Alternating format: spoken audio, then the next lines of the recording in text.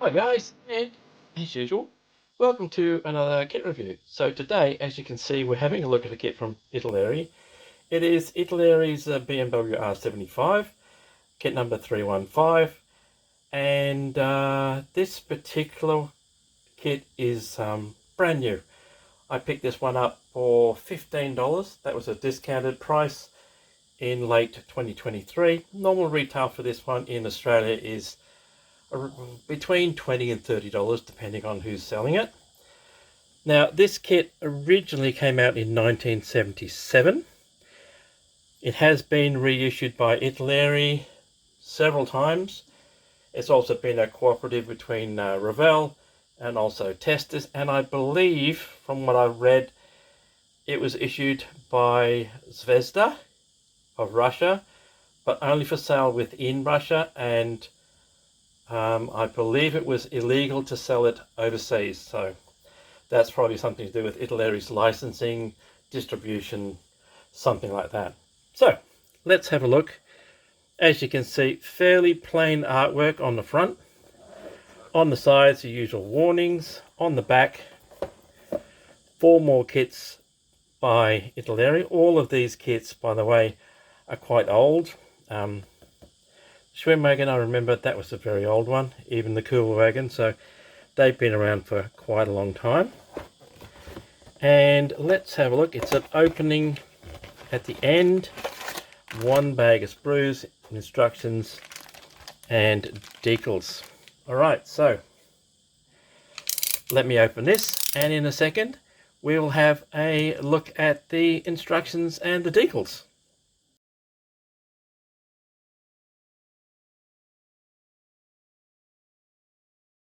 Right, so let's have a look at the instructions. So as you can see, they're in 4 different languages: Italian, of course, English, French, and German. These are just your basic history of the BMW, various statistics as in horsepower, etc. Overleaf, you've got a sprue layout. Some parts are not used. Alright, so that's just looks like a K98, maybe a couple of other small parts not used in this kit. And then we get straight on to building. So naturally enough, you've got the front forks, the main body, engine, and the rear wheel and the frame, which is separate. Then you go on to putting the seats on, the exhaust pipe, and the cylinder heads, fitting the front forks, body, handlebars together. That's fairly easy. It does have color call outs throughout, and the colors are all Model Master colors, so naturally enough you'll have to use your preferred paint chart, but it's fairly basic. It's going to be either Panzer Grey or dark yellow, and then yes, you can camouflage it if you want to. And of course you've got your tires and your engine, etc., in various shades of black, grey, steel, what have you. Overleaf, you've got the sidecar going together, very, very similar to Tamiya's. A little bit more detail in this one. And then you've got your wheel going on the sidecar, your MG34 panniers and spare wheel, and of course your tarp or canvas or whatever for the bike. And then the sidecar goes onto the R75 itself. So it is optional. You could get away with not having the 2 connected. Let's have a look back here though. And it doesn't appear that the bike has a center stand, so you may have problems standing it up without the sidecar. And then that's the complete bike in 6 steps. And then of course you've got your figures going together, so you get 1 standing figure, and you have 1 person who is riding in the sidecar, and of course the operator of the motorcycle itself. And again, Model Master colors. And on the back you've just got where your markings go on the bike itself: number plate, divisional and unit markings. So that's your instructions. Let's have a look at the actual markings. There is your small decal sheet. It does have number plates for 3 different motorcycles and unit divisional insignia as well. So that's quite nice. It is nice to include these. And no, there's no copyright on the decal sheet, but I'll give you a shot of that. And next we'll have a look at the actual sprues.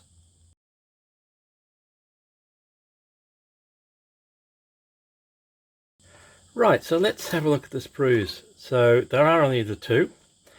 We'll put this one aside for now, and let's have a look at the main sprue, which contains 2 of the figures plus accessories and the bike itself. So the detail on the bike is quite nice. I do like the spring detail. The attachment points for the sprue are a bit heavy, but that's not too bad. You can get away with that. That's your front tyre and number plate. See if I can turn it around. It does have a tread pattern, but it also has a very prominent mold line right down the middle, so that's something that's going to have to be fixed. There is quite a prominent mold lines on almost every part. You can see the front forks there, and it does have spring detail. Unfortunately, the mold line goes right down the middle of it, so that's going to be a tricky clean up. But the detail is quite nice. I do like the exhaust pipe. The engine detail is really nice. See if I can get that in focus for you. Really nice fin detail on the cylinder heads. There's your seats. These are your K98 rifles. They are okay, but let's have a look at the other side. They don't appear to have the proper butt detail for K98s. So I'll probably be looking at aftermarkets for that. We'll see. Really nice details. You do get a pair of binoculars. And these are your figures. So this is your standing figure, and this is your sidecar figure. So let's have a look and turn these guys around. And I can already see something that's quite obvious. These figures are probably not 35th scale. Let me just grab a 35th scale figure for a comparison. You'll do. So this is a, I believe, a mini art 35th scale figure, and this is your Italeri 35th scale figure.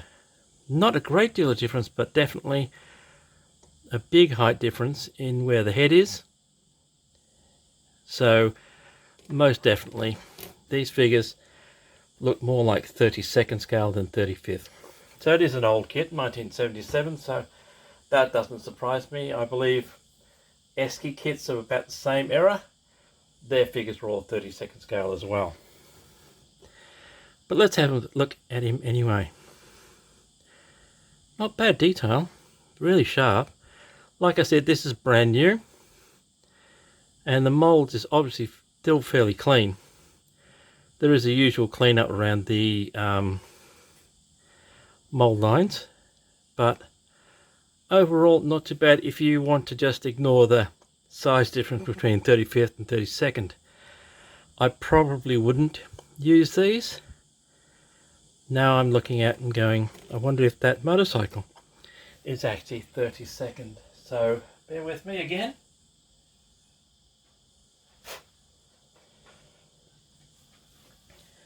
So this is an old, original 1970s Tamiya BMW R75, and as far as the details are concerned,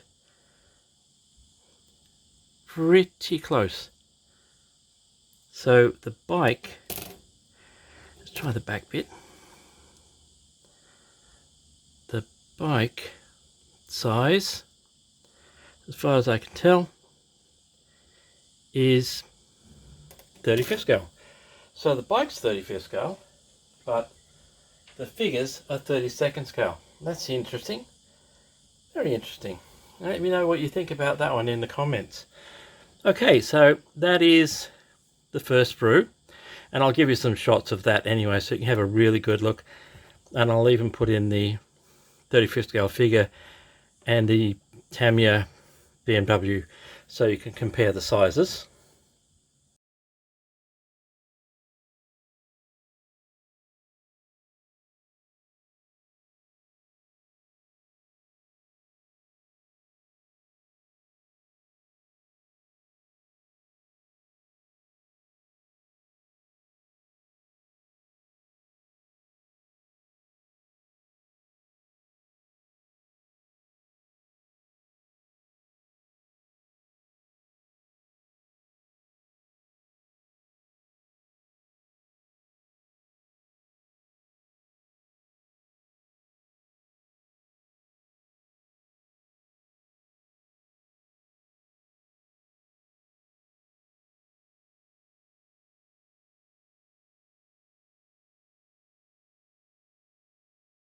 And so we'll have a look at the last sprue, which is the sidecar, as you can see, and the last figure.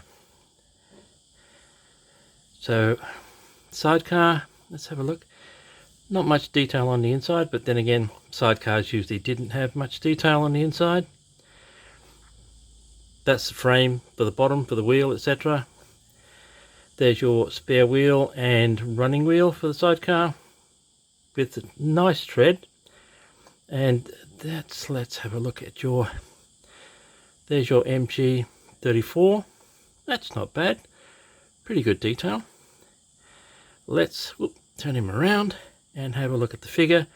So definitely you can see this is not a 35th scale figure, it's rather obvious. The detail is quite nice, but is definitely a 32nd scale. Okay, so that is the sidecar sprue.